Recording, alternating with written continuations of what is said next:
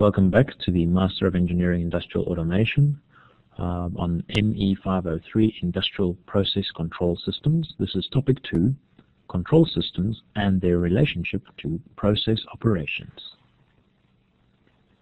Today we will discuss single control loops, we'll look at flow characteristics of control valves, and we'll look at process control characteristics. So first up, let's look at single control loops. Single control loops can be divided into two categories, namely single variable loops and multivariable loops.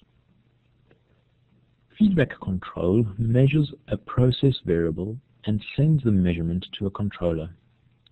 If the process variable is not at set point, control action is taken. This was discussed and explained in the first recording. The image shown is an example of a feedback control loop. Process fluid enters the system to be heated. There is a temperature sensor, a controller, and a steam valve.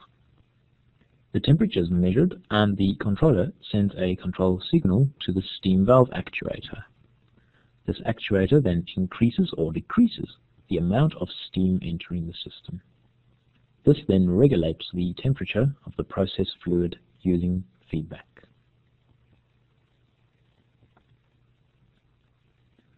So some examples of single control loops are temperature control loops, pressure control loops, flow control loops, and level control loops.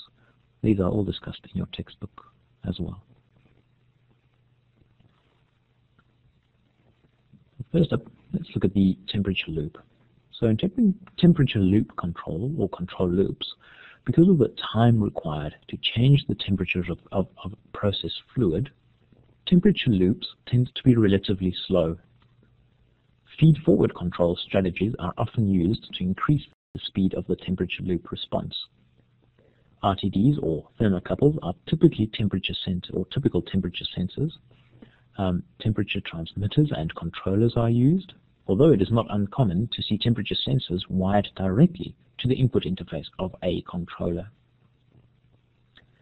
The final control element for a temperature loop is usually the fill valve to a burner or a valve to some kind of heat exchanger. Sometimes cool process fluid is added to the mix to maintain temperature.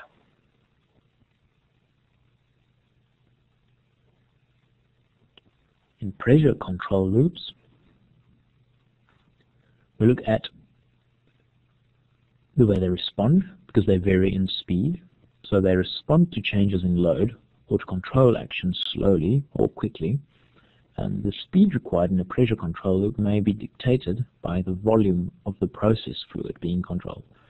High volume systems, example large natural gas storage facilities, tend to change more slowly than low volume systems. The control loop speed is also influenced by the pressure level to which the control is required.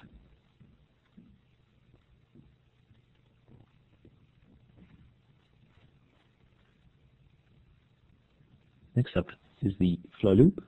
Now, generally, flow control loops are regarded as fast loops that respond to changes quickly.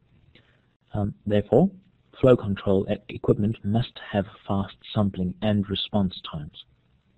Because flow transmitters tend to be rather sensitive devices, they can produce rapid fluctuations or noise in the control signal. To compensate for noise, many flow transmitters have a damping function that filters out noise. Sometimes filters are added between the transmitter and the control system. Because the temperature of the process fluid affects its density, temperature measurements are often taken with flow measurements, and compensation for temperature is accounted for in the fluid calculation. Typically, a flow sensor, a transmitter, a controller, and a valve or pump are used in flow control loops. In level loops, the speed of changes in a level control loop largely depends on the size and shape of the process vessel. For example, larger vessels take